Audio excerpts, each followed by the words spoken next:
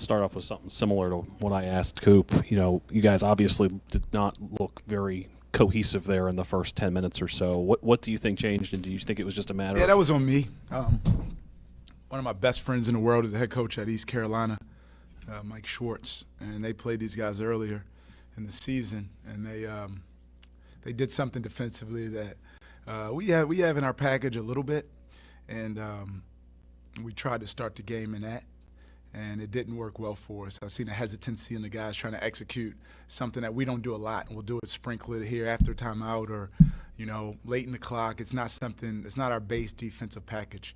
And after the first media timeout, I told the guys to scratch that game plan and just do what we do every single day, guard them the way we guard every day. They have a ton of sets. They have a ton of set plays. So it really challenged us to be great at our principles defensively. And the guys did that. They answered the bell, and it changed the game, and we got back to who we were defensively. It seemed like you were kind of throwing out whatever you could. You were trying to find answers there in that early stretch, I know, with a lot of different guys. I thought Malik gave you a pretty big lift. I mean, that's our rotation. You know, guys said it last year. I wasn't able to coach that way last year because our depth wasn't what it is this year. So when guys don't have it, that's okay. We have an answer for that. You know, if there's foul trouble, we have an answer for that. So, no, we weren't throwing out stuff. I mean, our rotation is fluid.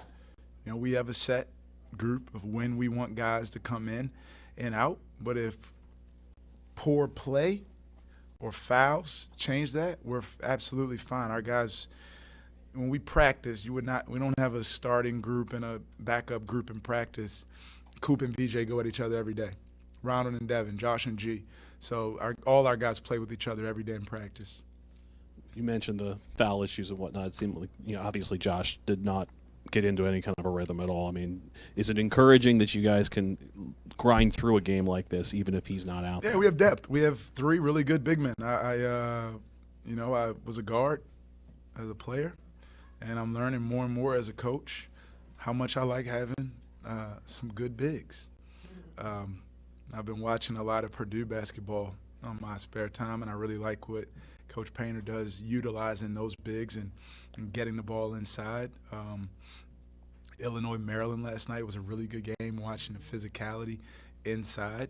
And we're built that way, you know, with guards around that we can spread around and shoot. I said this, that we can play two different ways. We can play 4 out, 1 in, 5 out, or we can play traditional 3 out, 2 in basketball. It's all, can we guard that way? And I really believe in our bigs defensively. Yeah, Coach, just to keep kind of hounding on the bigs topic, Malik kind of maybe having a breakout game off the bench today, 8 points, 7 boards off the bench. What have you seen from him this year and this past offseason that's been different from last year, what you saw from him? He's been great. I mean, he was great on the road at UMass last year. He was great at GW last season. He has had moments, and he's continued to improve. And Malik Henry had as good of a summer as any player I've ever been around. You know, he had an injury towards the end of our preseason, which had him out for 30 days or more. And Auburn was his first game back, and I think he was pretty good actually in Auburn. So I'm just super proud of every guy. I mean, that's a great mindset, is to always be ready because you don't know when your number's called, and when it is, you perform. And Malik did a tremendous job. I mean, really giving us a jolt on offense and defense. 9 blocks today from your guys today. Is that something that you guys were, knowing that you guys were going up against kind of a smaller Toledo side, was that something that you guys were looking to add into your defensive game a little bit this week, no. Just going for the ball a little bit more? Yeah, you want to pursue the ball. We want to contest every shot. And if there are blocks, there's some good contests. My favorite blocks weren't the ones you think of, the spikes, right? My favorite blocks are the ones where Saquon, where Devontae displayed great shot fake discipline at the end of a drive. And their guys were just throwing their bodies into them, and I was really proud of our guys for displaying that type of discipline.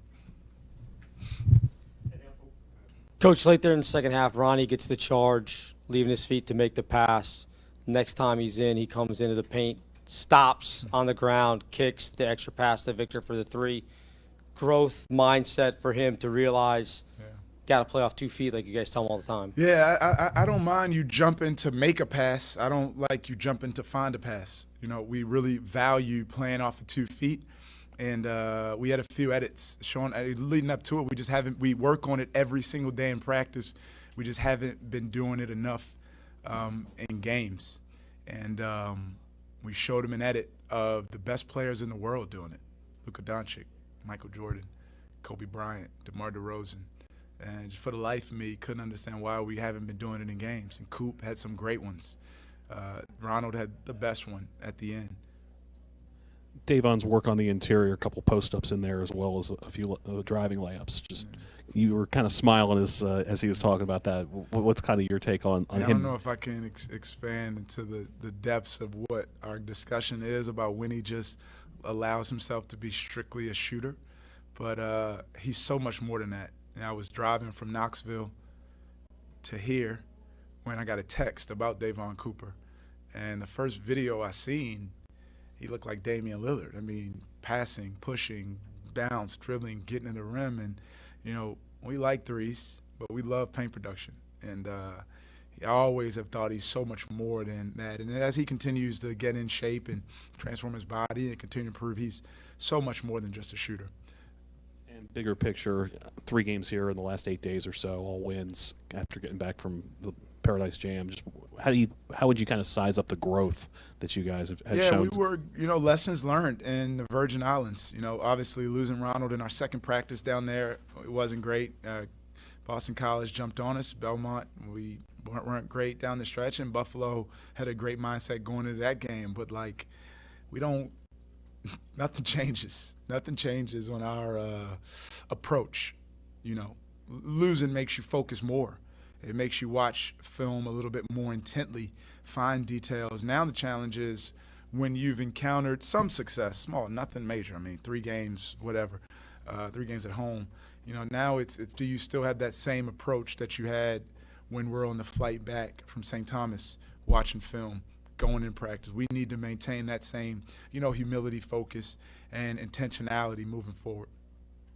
One final question, Coach. You kept the team that's been shooting around 49%, 50% from the field to 41% shooting today.